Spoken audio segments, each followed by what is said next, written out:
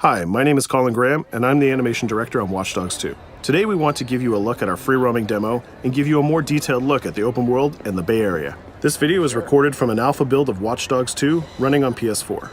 In Watch Dogs 2, we've expanded our hacking tools to give the players more options. By tapping and releasing the L1 shoulder button, we can do a contextual quick hack on this person.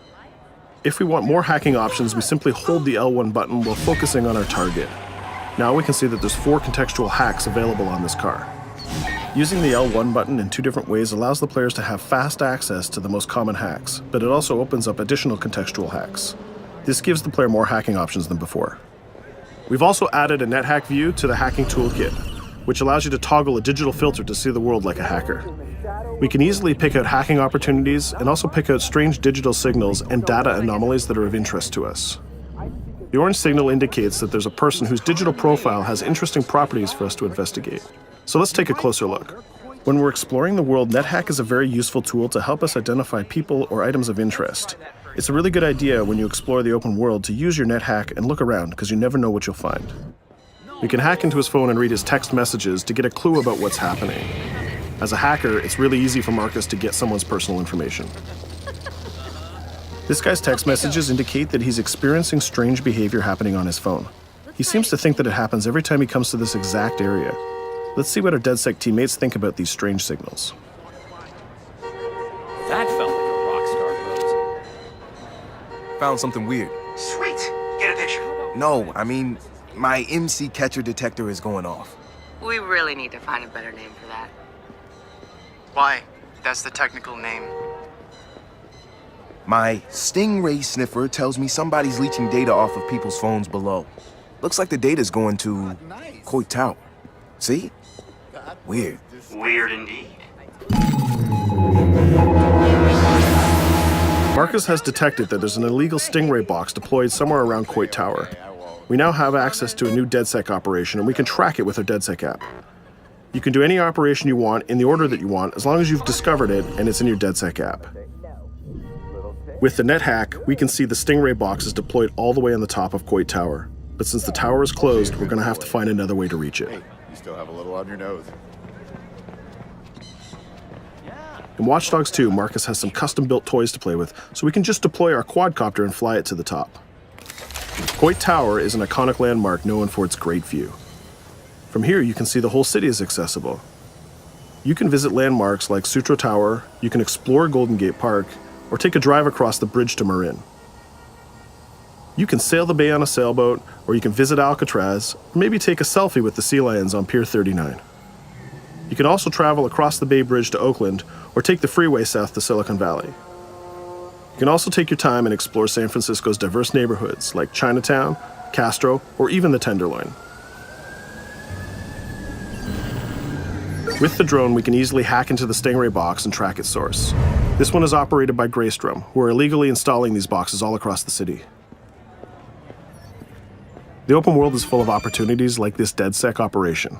All you have to do is explore the environment using NetHack and the Profiler to find them all.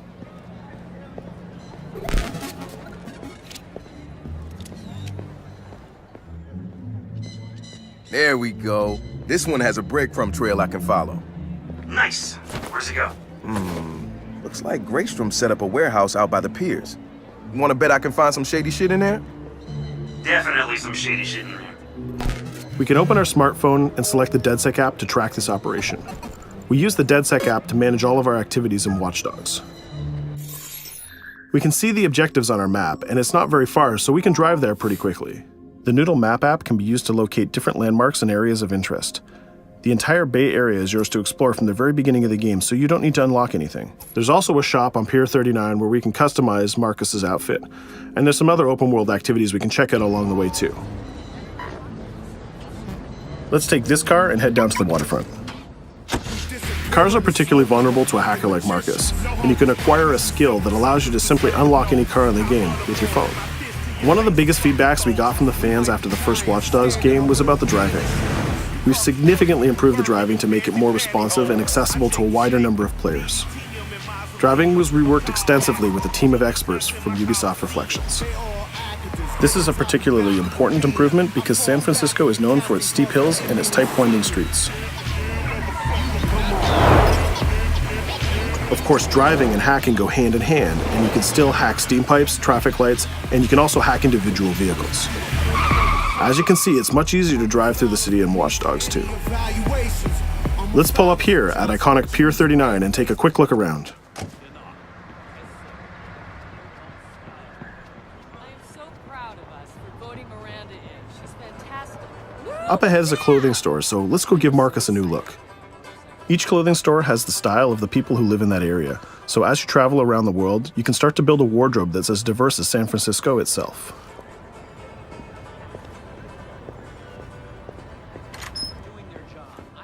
There are over 700 unique items of clothing that Marcus can purchase to wear, with over 1 billion possible combinations. We can go into the fitting room menu and browse a selection of items found in the store. Let's start by switching up Marcus's jacket. Each item of clothing in the shop is handcrafted to fit Marcus's overall look. You can mix and match any pieces of clothing you want. You can change your hat, glasses, face mask, bag, shirt, pants, and shoes.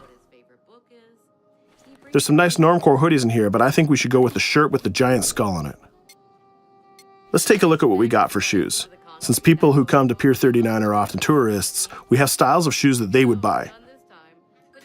We can go with these comfortable gator shoes or maybe some open-toe sandals. Or if you really want to make a statement, you can buy the awkward socks and sandals combo.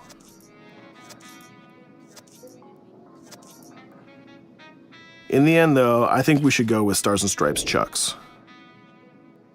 We could really stay here all day trying on clothes, and each store has a wide variety of clothing options, so you can really make Marcus look the way you want.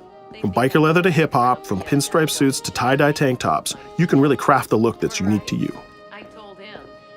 In Watch Dogs 2, you manage your activities from your smartphone. There's an app shop, a media player, the DedSec app, and a research app that allows you to develop new skills. Let's take a look in the app shop to find the ScoutX app. San Francisco is full of iconic landmarks, so as you explore the world, you'll find new ScoutX objectives in the app. Once we've installed it, we can find nearby landmarks and go check them out. When you visit San Francisco, there's so many great landmarks to visit. The ScoutX app will be like your tour guide in Watch Dogs 2. We're right near the crab statue on Pier 39, so let's go to that one right now.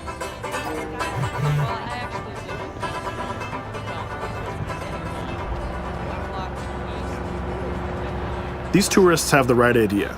We'll just pop open our phone and select our camera and take a picture of this giant crab. Let's make it a selfie and use the California Vibe filter.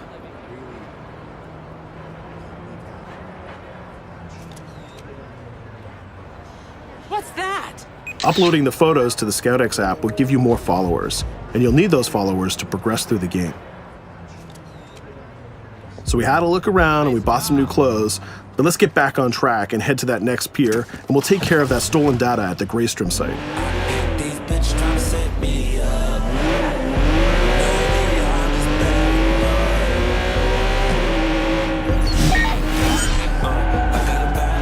We can see the objective marker in our minimap, and it's also displayed in orange at the end of the pier. Let's park our car past the scissor lift and go scout the place on foot. Operations in Watch Dogs 2 are almost always a free approach, so you can go after the objective from any direction. Let's start by getting into cover and scouting our enemies and see if we can spot the objective. From there, we can make a plan of attack. We can launch our drone and scout the area. We can use our NetHack view to see that there are guards patrolling the rooftop, and the objective is in a small office. There are also some civilian workers that might notice us, so we need to avoid them too. In the NetHack view, we can see that the door is electronically locked, but it can be bypassed by a junction box on the lower level. The connection is shown in a red line. Unfortunately, that box is protected by an armed guard and an attack dog. So we'll probably have trouble if we try to sneak past the dog in person, but luckily Marcus has another toy, which is the RC Jumper. This little guy is small and much harder for enemies to detect. The RC Jumper is another DedSec gadget that gives Marcus a different way to approach obstacles in the layout. The RC Jumper has this cool little robotic arm that's been hacked into the body. This allows him to physically interact with objects and allows Marcus to stay safely hidden. Now the junction box is unlocked and we can open the door upstairs. We can hack that scissor lift that we passed on the way in and reach the rooftop.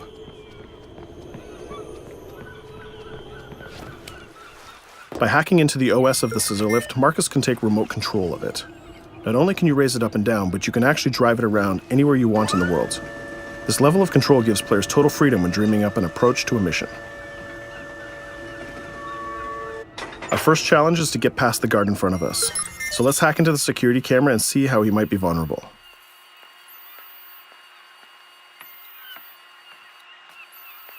There's an industrial air conditioner unit that we can hack. We can set it to explode when the guard comes close, and we can hack it to attract the guard with a strange noise. There, that. The guard will go investigate the noise and walk straight into the trap we set. Shit. Does anyone know first aid?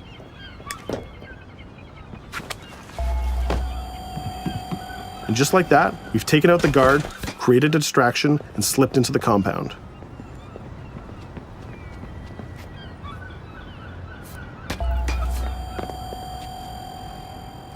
A more direct way to neutralize a guard is to use the non-lethal stun gun. Marcus has an array of non-lethal tools and techniques, and you can complete the entire game without actually killing a single enemy. Since we already unlocked this door with our RC jumper, we can just quick hack it to open it. Now we're in the room, we just need to install one of our custom DedSec boxes into this Bloom terminal, and we've completed our final objective.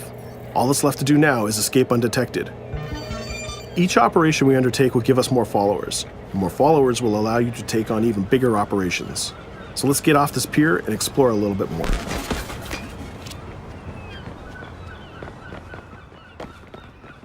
Tell me you fucked up their hardware? I left an expensive little present in their system, and they're going to pay for it. Damn, you sound like Jimmy Siska. Hell yeah!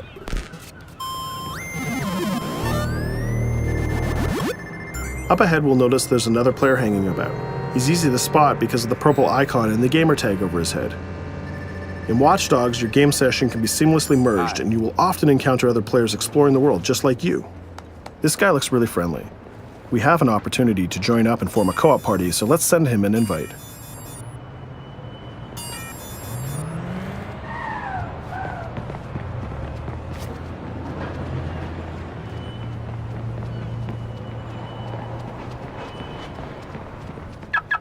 Now that we're joined in a session, we can complete co-op missions together and take on even bigger and tougher targets. 2 hackers are better than 1.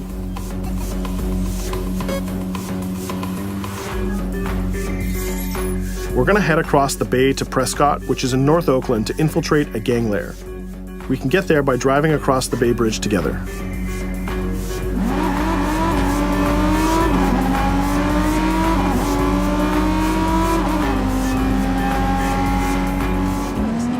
All right, we can see that we're in a much different neighborhood than before.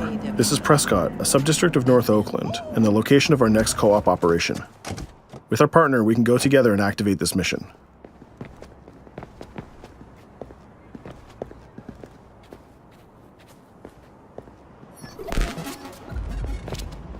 Marcus, we have operations popping up everywhere. Some of them are 2 hacker jobs. Where you need me? Sending you the coordinates. And Marcus, it works both ways. When you need help, fire off a call and we'll send someone your way for the assist. This area is a free approach, so we can tackle it any style we want. Since we're now 2 hackers working together, we'll cover our partner from the sky and help him out with some well-timed hacks. We can distract this guard by hacking his phone, and our friend will take him down very stealthily. We'll continue to scout the area and find more lookouts, like this gang member on the rooftop. We can automatically tag them, and once they're tagged, both players can see them. Our partner is going to sneak up on the rooftop and take out this guard, and we can help him with some well-timed hacks. If we use a contextual hack on this transformer box, we can attract the guard. Our partner has an easy shot with his stun gun from that distance.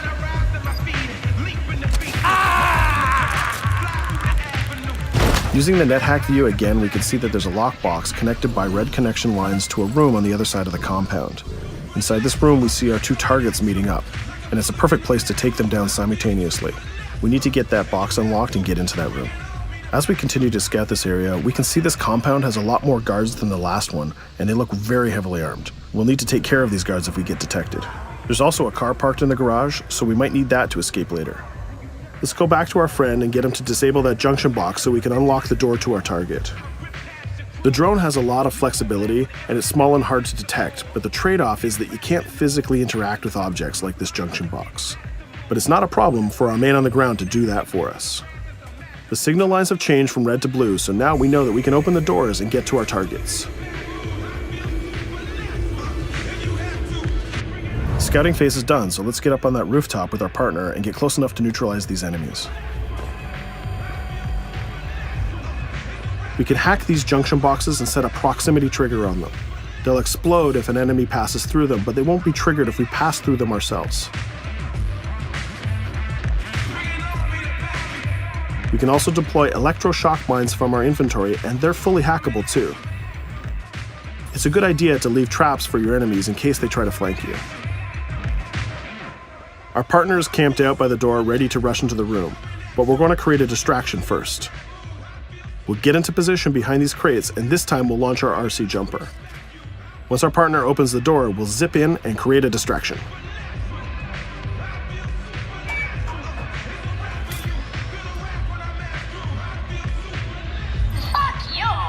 Our jumper has another feature too. It can launch foul-mouthed taunts and make people angry. Now's our chance. The gang leaders are distracted, so let's rush the room. This guy was pretty tough, but getting a thunderbolt to the face will ruin his day. Now we have his cell phone and all the evidence that we need. We just need to plan a way out of here. We can switch back to our quadcopter, which is hovering where we left it, and take a look at what's going on from the sky. We can see one of the guards is rushing up the stairs to help his boss, but our partner has that door covered with his DedSec rifle. There's another guard on the ground level who's alerted to our gunfire, so let's use a contextual hack on him. We've changed his profile to make a rival gang think that he's a police informant. The rival gang will come to this compound and take care of him for us. Things are heating up, so we're going to have to improvise a little bit. We can hack the car in the garage and reverse it away from the enemies so we can use it for our getaway. The rival gang just arrived and they've engaged in a gang war with the remaining guards. These guys aren't messing about. They're armed with grenades and body armor. We'll take some higher ground and use our DedSec 3D printed assault rifle to take them on. They're here somewhere. Find them. Hey, we lost us. Akko, we better leave it. There's still one guard left, so we can hack his headset, which leaves him vulnerable to a takedown.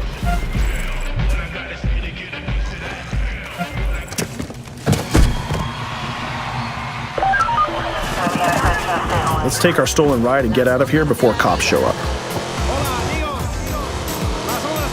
And just like that, we're home free. We took down both gang leaders, we got the evidence we needed, and we triggered a gang war, and we escaped without getting killed. That's teamwork. 2 hackers and 1 successful DedSec operation. Let's take a minute to talk about a brand new multiplayer PvP event called Online Bounty. When the player commits a crime, the police will respond and pursue the player until he can escape from the police. We call that the felony system. While you're in the felony, a bounty event can occur. A bounty event allows up to 3 other online players to join the pursuit and try to kill the player for as long as the felony lasts. As the target player of the bounty, your objective is to evade the felony and the pursuing players. Rewards are given for neutralizing the hunters. And the objective of the hunters is to neutralize the target player. Bounty is a seamless PvP event that's triggered by your player style and how you interact with the police. If you are the type of player who's always in conflict with police, you'll have a higher chance of having a bounty placed on you. But if you can neutralize the hunters, you'll get additional rewards. I hope you've enjoyed our walkthrough of the open world of Watch Dogs 2, and I hope to see you online November 15th. Click here to join DedSec and receive exclusive in-game rewards and more. Subscribe to